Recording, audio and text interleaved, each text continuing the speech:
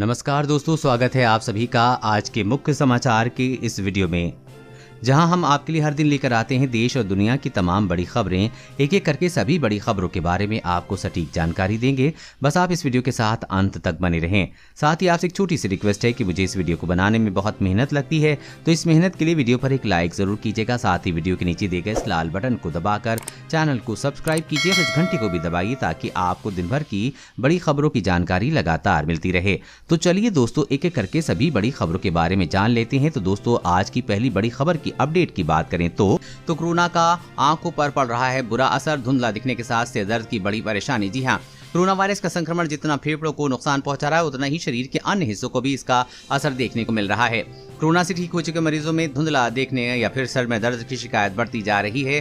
Corona मरीजों के साथ ही जो लोग पिछले काफी समय से घर के अंदर ही बैठकर काम कर रहे हैं, उनमें भी आंखों को लेकर समस्या बढ़ती जा रही है। डॉक्टरों के मुताबिक पिछले साल की तुलना में आंख के रोगों की संख्या में दोगुनी हो गई है।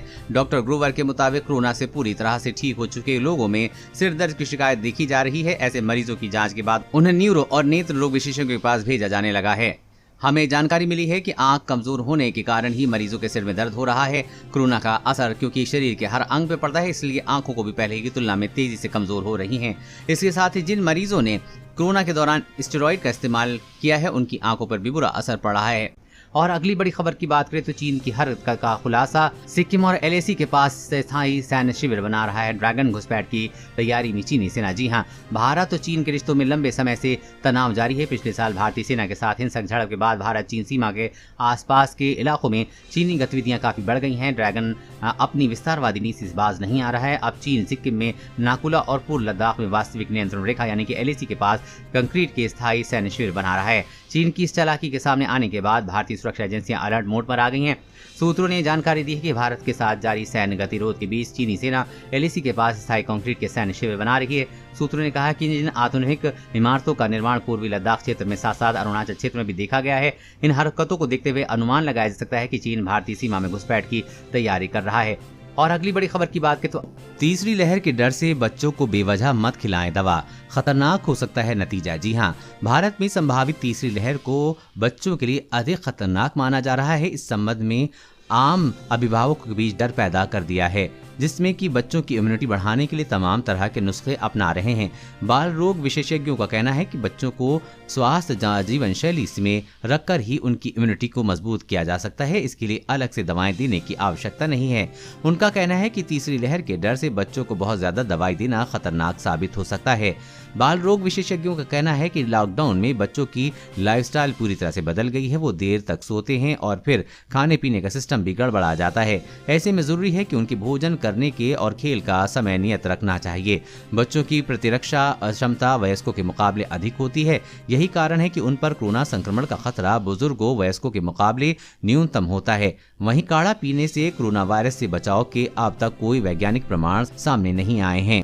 और अगली बड़ी खबर की बात करें तो अब एटीएम से मिलेगा राशन निकालने के लिए इन दस्तावेजों की पड़ेगी जरूरत। जी हां, आपने एटीएम से रुपए तो निकालते देखे होंगे, लेकिन अब गुरुग्राम में राशन डिपो पर एटीएम से राशन निकलेगा। ये देश का पहला ग्रीन एटीएम है जिसमें आधार नंबर और राशन कार्ड नंबर डालने पर मशीन से अनाज निकलेगा। हरियाणा सरकार ने अपने पायलट प्रोजेक्ट के तहत देश का पहला ग्रीन एटीएम गुरुग्राम के फर्रुखनगर राशन डिपो में लगवाया है। अब राज्य के अन्य शहरों में भी ग्रीन एटीएम लगाए जाएंगे। इस एटीएम में 1 मिनट में 10 किलो तक अनाज निकाला जा सकेगा। ग्रीन एटीएम की सुविधा में अब राशन डिपो पर न तो लंबी लाइनें लगेंगी और न ही राशन कम मिलने की शिकायत होगी। जल्दी इसी तरह की मशीनों को अन्य राज्यों में लगाया जाएगा। और अगली बड़ी खबर की बात करें तो होंडा की कारें अगले महीने से हो जाएंगी महंगी। कंपनी कर रही है विचार कितनी बढ़ेगी कीमत। जी हाँ, होंडा कंपनी अगले महीने से भारत में अपने सभी मॉडल की कारों को कीमतों में बढ़ाने जा रही है। कंपनी के एक वरिष्ठ अधिकारी ने कहा है कि स्टील और बहुमूल्य धातुओं जैसे कि जरूरी चीजों के दाम बढ़ने की वजह से उसे ये कदम उठाना पड़ रहा है। खबर के मुताबिक कंपनी भारतीय बाजार में होंडा सिटी और अमेज सहित कई मॉडल बेचती है। फिलहाल कंपनी ये तय कर रही है कि वो अपने कस्टमर पर वाहन कीमतों में बढ़ोतरी का कितना बोझ डालेगी। कंपनी ने कहा कि हमारा लक्ष्य ग्राहकों के लिए खरीद की लागत को कम रखने का है। अभी हम इस बात पर विचार कर रहे हैं कि एक्स्ट्रा लागत का कितना बोझ खुद वहन करें और कितना ग्राहकों पर डालें। संशोधित कीमतें अगले महीने से लागू होंगी। होंडा के इस कदम के बाद माना जा रहा है कि दूसरी कंपनियां भी इसी राह पर चलेंगी।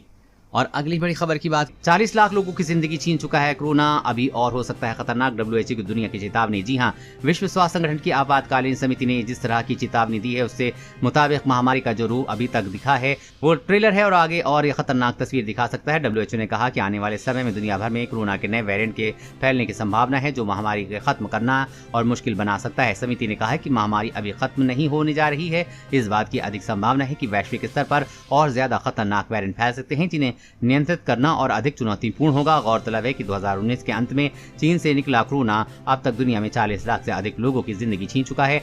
आम जनता को इससे बचना है तो सख्ती के साथ सावधानी बरतनी होगी। और अगली बड़ी खबर की बात करें तो चेतावनी, स्कूटर मोटरसाइकिल चालक हो जाएं सावधान, बगैर ISI मानक वाला हेलमेट लगाने पे होगी कानूनी कार्रवाई। जी हां, आज पूरे देश में बिना ISI मानक हेलमेट के इस्तेमाल पर रोक लगा दी गई है और इस तरह के हेलमेट बेचने पर, खरीदने पर कानूनी कार्रवाई की जाएगी। व्यापार जगत और गैर सरकारी संगठनों ने दोपहिया वाहन चालकों और सवारों के लिए ISI मानक वाले हेलमेट अनिवार्य करने के सरकार के फैसले का स्वागत किया है। Two wheeler helmet manufacturer association के अध्यक्ष राजीव कपूर ने फैसले का स्वागत करते हुए कहा है कि नया नियम समय की मांग है। इस नए कानून का उल्लंघन करने वालों को दंडित करने का फैसला किया गया है। कोई भी व्यक्ति जो बिना ISI मानक हेलमेट का निर्माण, भंडारण, बिक्री या आयात करता है तो उसे 1 साल तक की कैद का न्यूनतम 1 लाख रुपए का जुर्माना हो सकता है, जो कि 5 लाख रुपए तक बढ़ाया भी जा सकता है। इसके अलावा देश में केवल BIS ISI प्रमाणन वाले हेलमेट बेचने की अनुमति होगी। और अगली बड़ी खबर की बात करें तो सावधान, ऐसे लोगों में डेल्टा वेरिएंट से संक्रमण का खतरा अधिक, अस्पताल में भर्ती होने का जोखिम भी दुगना। जी हां, दुनिया भर में तेजी से फैल रहे कोरोना का डेल्टा वेरिएंट स्वास्थ्य संगठनों के लिए गंभीर चिंता का विषय बना हुआ है। विश्व स्वास्थ्य संगठन के मुताबिक दक्षिण अफ्रीका और यूनाइटेड किंगडम में इस वेरिएंट के कारण कोरोना के मामले फिर से तेजी से बढ़ने लगे हैं। इसके चलते कई देश दोबारा लॉकडाउन की तरफ बढ़ रहे हैं। डेल्टा वेरिएंट जो कि म्यूटेशन के साथ डेल्टा प्लस में बदल गया है।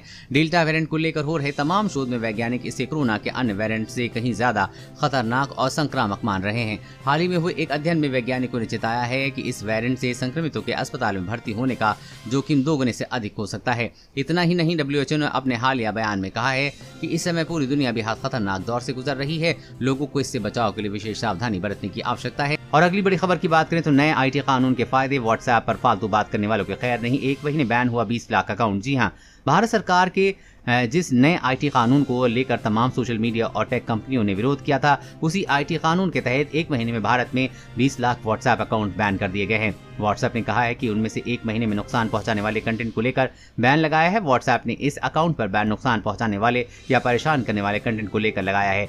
उदाहरण के तौर पर उन अकाउंट को बैन किया गया है जिनके जरिए लोगों को थोक में स्पैम मैसेज भेजे जा रहे हैं। इसके अलावा उन अकाउंट्स पर भी बैन लगा दिया गया है जिन्हें लोगों ने अनचाहे मैसेज को लेकर शिकायतें की हैं।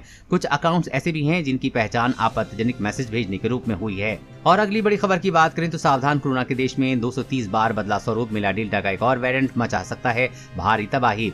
कोरोना वायरस के जीनोम सीक्वेंसिंग को लेकर अहम जानकारियां सामने आई हैं। वैज्ञानिकों ने खुलासा किया है कि अब तक देश में कोरोना वायरस के 230 स्वरूप की पुष्टि हो चुकी है। इनमें से सभी म्यूटेशन इंसानों के लिए हानिकारक नहीं है, लेकिन कई गंभीर म्यूटेशन नुकसान भी पहुंचा सकते हैं। इन्हीं गंभीर वेरिएंट में से एक डेल्टा देश भर में फैला है। कुछ समय पहले तक डेल्टा के 2 वेरिएंट सामने आए थे, लेकिन अब एक और वेरिएंट मिला है जिसमें AY3 नाम दिया गया है। अमेरिका के बाद भारत दूसरा ऐसा देश है जहां डेल्टा के 3 म्यूटेशन मिल चुके हैं, जिसके बाद राज्यों को अलर्ट पर जारी कर दिया गया है। बताया है कि AY3 वेरिएंट के मामले अभी बेहद कम हैं, लेकिन ये तेजी से बढ़ सकते हैं और भारत में तबाही मचा सकते हैं। और अगली बड़ी खबर की बात करें तो अब समुद्र में भी दुश्मनों के नापाक मंसूबों पर पानी फेरेगा। भारत नौसेना को मिली 6 परमाणु पनडुब्बी के निर्माण की मंजूरी। जी हां, अब समुद्र के भीतर भी दुश्मनों के नापाक मंसूबों पर पानी फेरने के लिए भारत ने अपनी ताकत और बढ़ाने की तैयारी कर दी है।